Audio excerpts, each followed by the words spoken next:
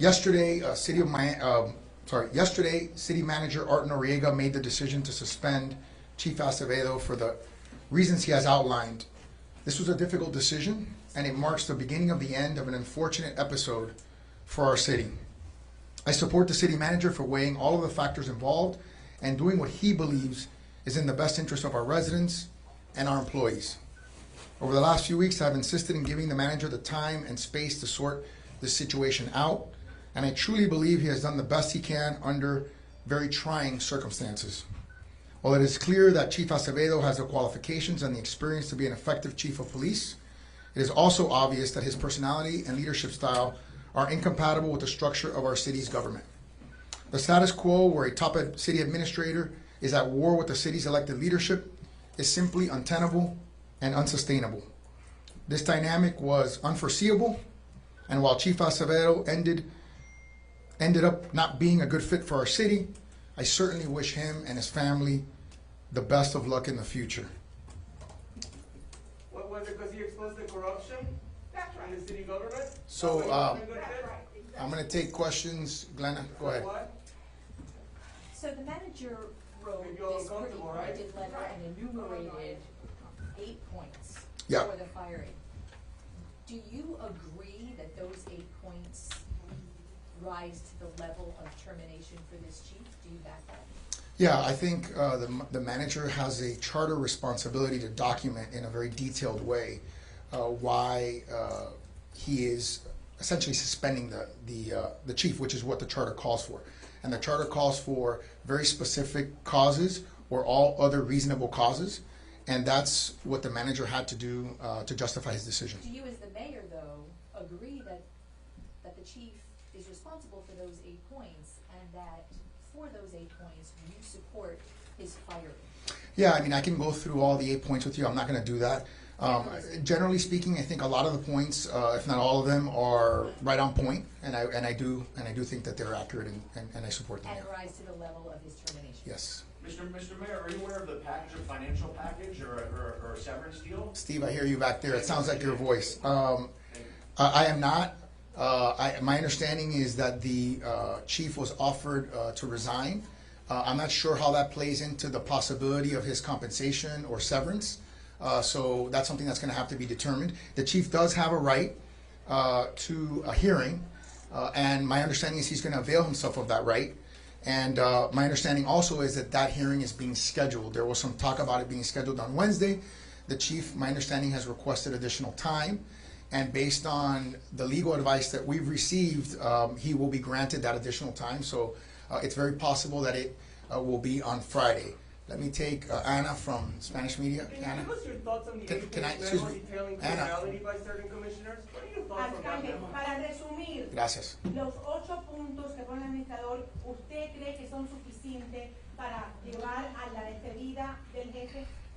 Sí, yo creo que el detalle que ha puesto en el memo el administrador de la ciudad de Miami, desafortunadamente, que es una situación en cual hubiera sido mucho mejor si no estaríamos en esta situación, y sin duda hubo la esperanza cuando se contrató al jefe que nunca estuviéramos en esta situación, pero desafortunadamente estamos aquí, y no es sostenible para los residentes de la ciudad de Miami, que están enfocados en tantas cosas positivas, tener una situación en cual hay una batalla entre el jefe y los funcionarios electos de la ciudad. Desafortunadamente es la tercera vez en mi vida que yo he estado expuesto a una situación como esta, una vez cuando era joven, durante el tiempo de mi padre, con Don Warshaw, otra vez cuando era comisionado con el jefe Exposito, y esta vez, y desafortunadamente no es sostenible tener una batalla entre ambos partidos. Alcalde, usted asume su responsabilidad porque usted recomendó a César Acevedo. You know, yeah. You know, look, I don't. This is not about fault, right? You know, and I think every elected official had the expectation and the hope that this would work out. I think anytime you hire someone, and there's no doubt that he was hired with tremendous qualifications. He was president of the Major Cities Chiefs Association, you know, chief of 3 successive large departments. So he was hired with a high level of expectation, and unfortunately, not every hire works to your satisfaction, Peter. Yeah, Mayor, you answered that one question. You expect the vote to go against them at this point, that there's a consensus that the city wants to get this behind them? Look, I don't want to talk about that, and I'll tell you why, Peter.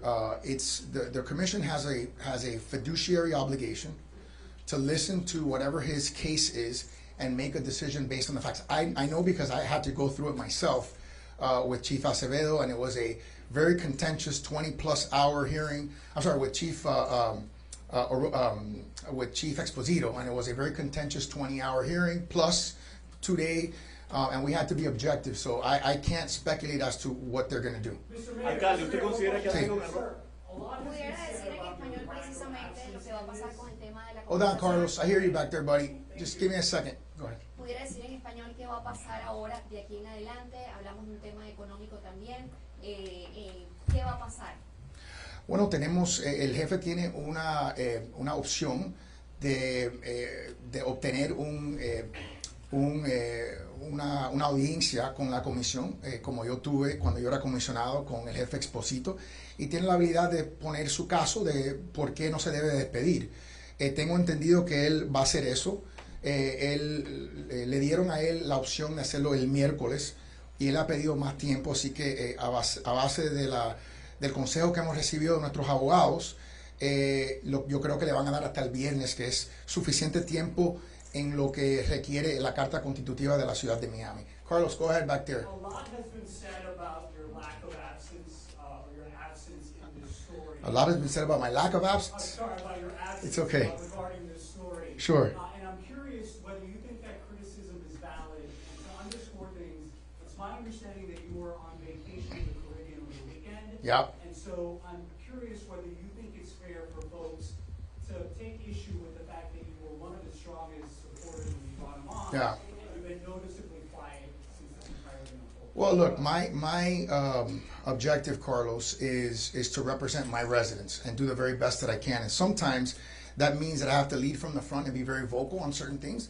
And sometimes that means that I have to use my discretion and understand that their situations are very complicated. They involve allegations of corruption. They involve allegations of illegalities.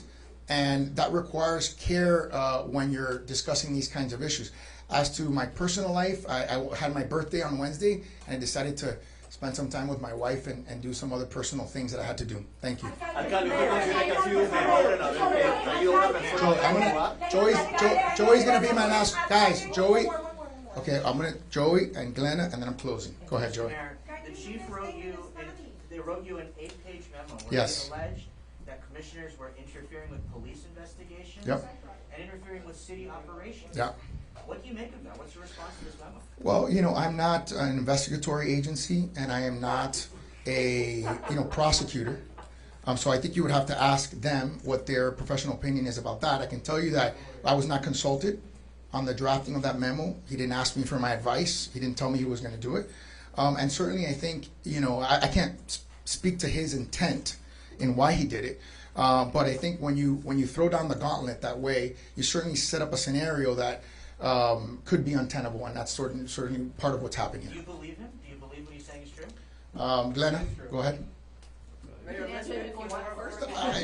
I'm not going to opine on his allegations again. He has made allegations, and those are to be presumably analyzed by investigatory and or prosecutorial agencies. I'm not a prosecutor. I'm not an investigator, so I'm not going to render professional opinion on that. Last question. You connected with the people in Houston. You chose Art Acevedo as a rock star police chief, Yep. nationally known. While there was an internal process going on here, Sure. you brought him in as an outsider to reform things that insiders might not reform. And now he's an outsider that doesn't fit in, and that's the cause of this firing. Weigh in. Well, I think it's a little more complicated than that. We got time. No, it's okay. I think it's a little more complicated than that. I would say this. I certainly, and I think all the commissioners, at least when they were informed of the decision, were excited about the possibility of having someone of his caliber be here. And I think, unfortunately, you want, these situations always to work out, and they obviously haven't under the structure of government that we have.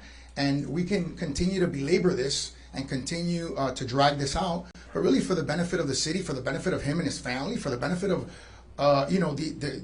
our government functioning and not being distracted from the real work that we have to do, which is keep homicides down, which is make sure our streets are safe, and which is make sure that we're doing everything that we can to differentiate our economy and make it a city where everyone can be successful in.